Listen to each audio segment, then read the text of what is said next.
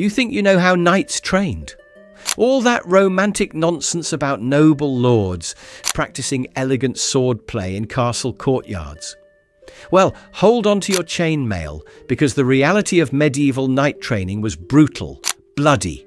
We're talking about a system so harsh that most kids didn't even survive to see their 15th birthday. I'm about to reveal the shocking truth about how these legendary warriors were actually forged. From the twisted psychology used to break down children, to the savage training methods that would make modern military boot camps look like summer vacation. The journey from peasant boy to armoured death machine. It began with something called fostering. Noble families would literally trade their 7-year-old sons like livestock, sending them to live with complete strangers. Why? Because your own parents might go soft on you. They had no problem breaking you down completely and rebuilding you from scratch. These boys became pages, which sounds innocent enough until you learn what that actually meant. Pages weren't cute little servants running around castles. They were prisoners in a carefully designed psychological experiment. Every aspect of their lives was controlled, monitored, and manipulated to create the perfect warrior mindset. The first lesson wasn't about combat at all, it was about pain tolerance. Pages would be beaten regularly, not as punishment, but as training. The logic was twisted but effective.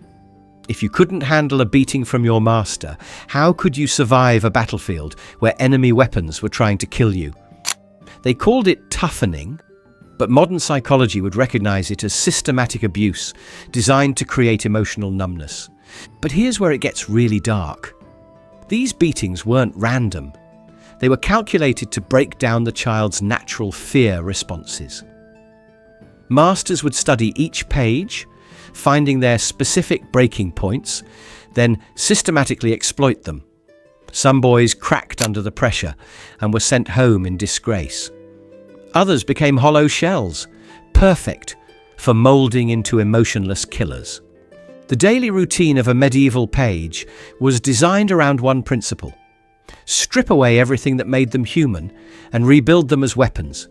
They woke before dawn, often in freezing cold stone chambers with no heating.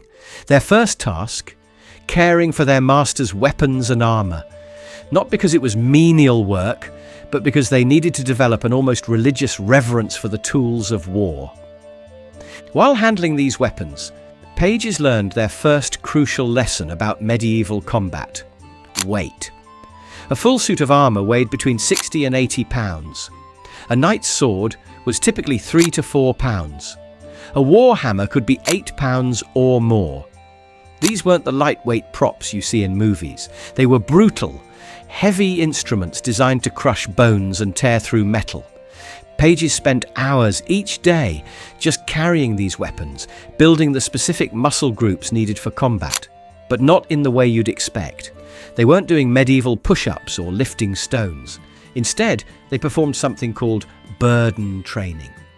Masters would load them down with progressively heavier combinations of armour and weapons, then force them to perform daily tasks.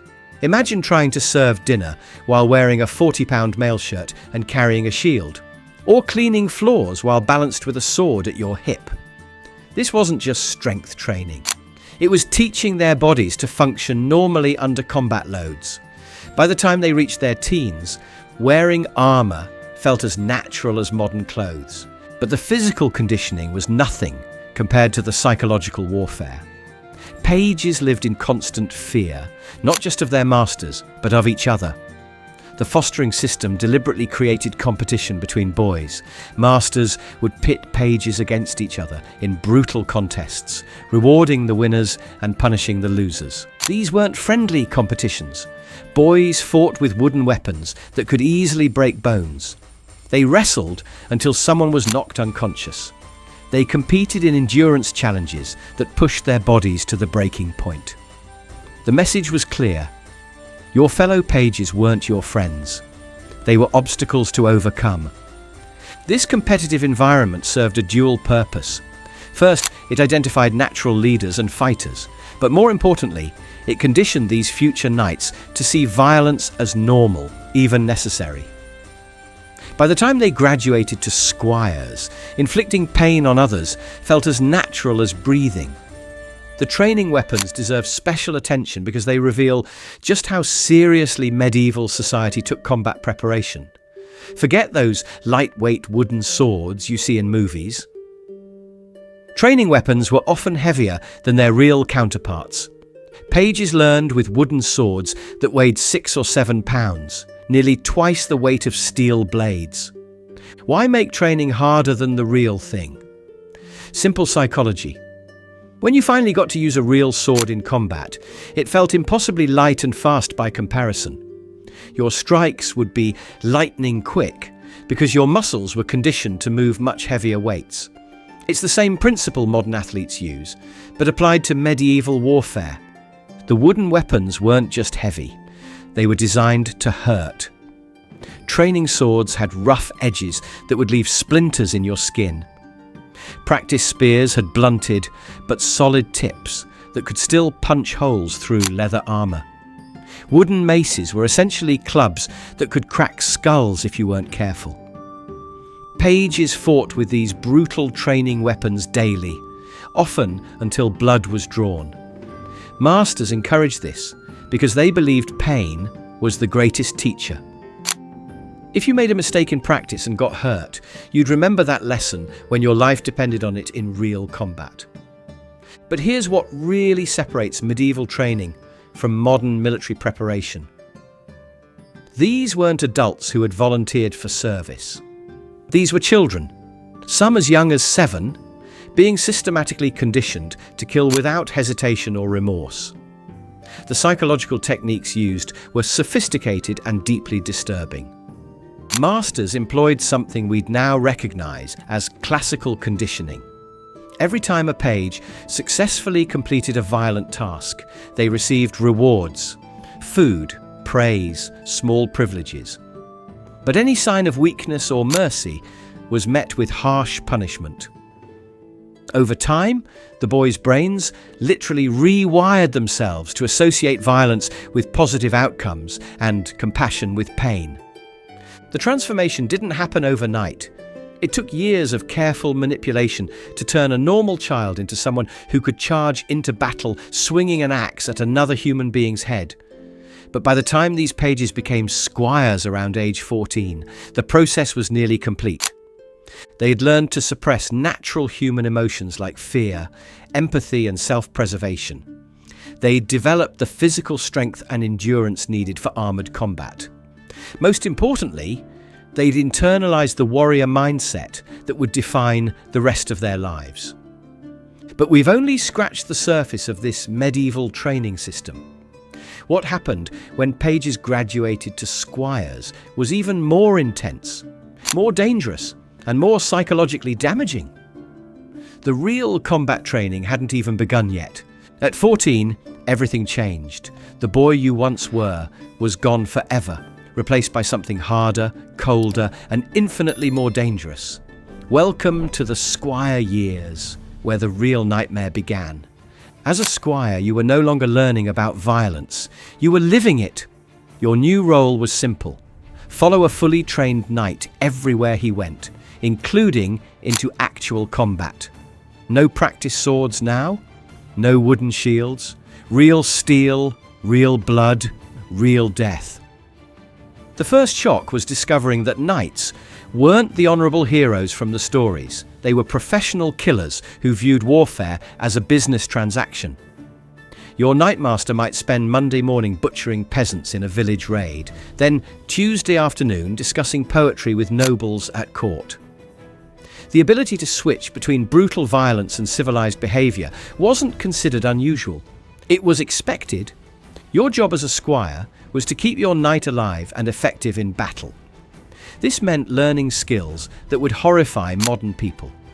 You had to master the art of helping wounded knights continue fighting, not healing them, mind you, just keeping them functional long enough to keep killing. You learned to quickly patch arrow wounds with whatever materials were available. Mud, cloth, even human hair could be used to stop bleeding temporarily. You discovered which injuries were immediately fatal and which ones a knight could fight through for a few more minutes. Most disturbingly, you learned when it was more efficient to finish off your own wounded allies rather than waste time trying to save them. The weapons training intensified beyond anything you'd experienced as a page. Squires didn't just learn to use swords and shields, they mastered every weapon that might appear on a medieval battlefield. War hammers that could crush plate armour, crossbows that required 200 pounds of force to draw, pole axes designed specifically to punch through helmets and into the brains underneath. But the most important weapon wasn't made of steel, it was your horse. Medieval warfare was dominated by heavy cavalry, and learning to fight from horseback was like learning to pilot a fighter jet while someone shot arrows at your head. The physics alone were terrifying. A knight and horse charging at full speed created roughly 3,000 pounds of momentum. When that force hit an enemy line, bones didn't just break, they exploded. Training to fight on horseback meant learning to control your mount with your legs and body weight while your hands were busy with weapons. You practiced striking targets while galloping past them at 20 miles per hour. You learned to lean out of your saddle to deliver killing blows without falling off your horse. Most challenging of all, you mastered the lance. The lance wasn't just a long spear, it was a precisely engineered killing instrument that required perfect timing and body mechanics to use effectively. Get the angle wrong by a few degrees and you'd miss your target completely. Get your grip wrong and the impact would tear the weapon from your hands or break your arm. Get your balance wrong and you'd be thrown from your horse at full speed, probably dying from the fall alone. Squires practiced lance work using a device called the quintain. Picture a wooden post with a rotating crossbar. On one end hung a shield target, on the other end a heavy sandbag. You'd charge the target with your lance, trying to strike it dead center. Hit it properly and the crossbar would swing away from you. Miss or hit it wrong and the sandbag would swing around and knock you off your horse. It sounds almost comical until you realize that the sandbag weighed about as much as a fully armored knight. Getting hit by it at speed could break ribs, dislocate shoulders, or cause concussions. Squires were regularly injured during quintain training, some seriously enough to end their knightly careers before they'd even begun. But physical injuries were nothing compared to what happened to their minds. The constant exposure to violence was changing their brain chemistry in fundamental ways. Modern neuroscience tells us that repeated trauma literally rewires neural pathways, especially in developing brains. These teenage squires were experiencing levels of violence and stress that would cause severe PTSD in modern soldiers, yet they weren't allowed to show weakness. Any sign of fear, hesitation, or emotional breakdown was met with brutal punishment. Knights believed that mercy was a luxury that got you killed on the battlefield. Better to break a squire's spirit completely than send him into combat with doubts that might cost both their lives. The psychological conditioning reached its peak during something called blooding. This was the moment when a squire killed another human being for the first time. It wasn't supposed to happen in a major battle where the squire might freeze up and get everyone killed. Instead, knights would arrange for their squires to participate in small raids or skirmishes where the outcome was already decided. The target might be a group of bandits, enemy messengers, or even just peasants from a rival lord's territory. The point wasn't military strategy. It was crossing a line that could never be uncrossed. Once you'd taken a human life, something inside you changed forever. The knights knew this, and they used it as the final step in their psychological conditioning. After blooding, squires reported feeling emotionally numb, disconnected from their former selves. They described it as watching their own actions from outside their bodies, as if someone else was controlling their movements. Modern psychology recognizes this as dissociation, a common response to severe trauma, but medieval knights saw it as the birth of a true warrior. The final test came around age 21, when squires were eligible for knighthood. But this wasn't a ceremony or graduation. It was a brutal examination that many didn't survive. The candidate had to prove they could function effectively in actual combat, not just training exercises. This meant participating in a real military campaign where their performance would be closely watched by experienced knights. They had to demonstrate not just fighting skill, but the ability to make life and death decisions under extreme pressure. Could they kill without hesitation? Could they follow orders even when those orders meant certain death for innocent people? Could they maintain discipline while watching their friends die around them? Those who passed became full knights, joining an elite brotherhood of professional warriors. But the cost was enormous. These men had been systematically stripped of normal human empathy and rebuilt as instruments of violence. They could no longer relate to ordinary people or live normal lives. War was all they knew, and war was all they were good for. The few records we have from former knights paint a disturbing picture of men haunted by what they'd become. Many struggled with what we'd now recognize as severe mental illness. They had nightmares, violent outbursts, and difficulty forming meaningful relationships. Some turned to alcohol or other substances to numb the pain. Others simply withdrew from society entirely. So there's your reality check about medieval knight training. It wasn't romantic or noble. It was a systematic process of child abuse designed to create emotionally damaged killers. These weren't heroes from fairy tales. They were traumatized victims of a brutal system who then inflicted that same trauma on others. The next time you see a movie about brave knights riding off to save the day, remember what it really took to create those warriors. Remember the 7-year-old boys torn from their families and subjected to years of psychological and physical torture. Remember that behind every shining suit of armor was a broken human being who'd paid an unimaginable price for their fighting skills. Medieval knight training was effective at producing warriors, but at a cost that no civilized society should ever be willing to pay.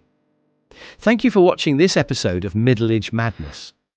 If this opened your eyes to the darker side of medieval history, make sure to subscribe because we're just getting started. Remember that history is rarely as noble as the stories make it seem.